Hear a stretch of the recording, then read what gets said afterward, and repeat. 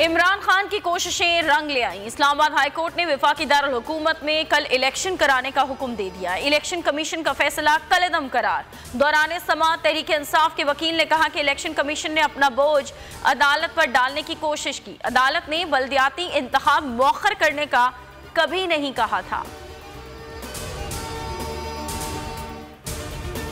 इस्लामाबाद में कल बल्दियाती इंतखाब होंगे या नहीं, इलेक्शन कमीशन ताहाल कोई फैसला नहीं कर सका। इजलास और मुलाकातों का सिलसिला जारी है। हुकूमत ने इस्लामाबाद हाई कोर्ट के फैसलों के खिलाफ इंट्रा कोर्ट अपील तैयार कर ली। अदालत की इंस्टीट्यूशन ब्रांच बंद। अपील कल सुबह दायर किए जाने का इम्कान है। इलेक्शन कमीशन करप्ट टोले के साथ मिला हुआ है। चोरों की हिमायत में जमहूरियत के खिलाफ फैसले किए जा रहे हैं। अदालतें इलेक्शन कमीशन का फैसला मुस्तरद कर देती है। माफियाज के पास कोई रास्ता नहीं बचा, अवाम उन्हें मुस्तरद कर चुके हैं। इस्लामाबाद बल्दियाती इंतखाबात से मुताल्लिक इमरान खान का खुसूसी पैगाम।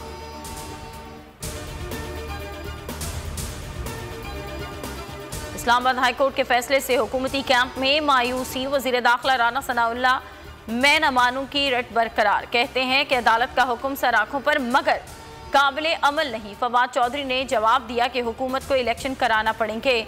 आइन और कानून में गुंजाइश नहीं। अगर हुकूमत इलेक्शन नहीं कराती तो अदालत की तौहीन होगी।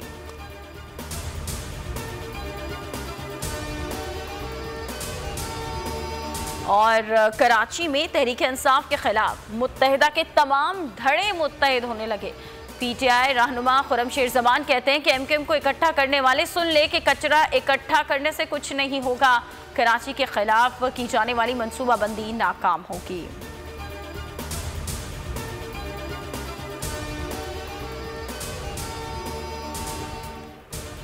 हेडलाइंस आप जान चुके हैं।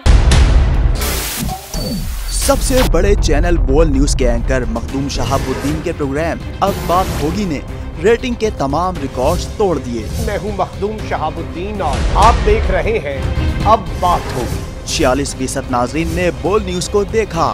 सोशल मीडिया पर भी सबने ज्यादा देखा। सब्सक्राइब करें और बेल दबाएं ताकि कोई खबर रह न जाए।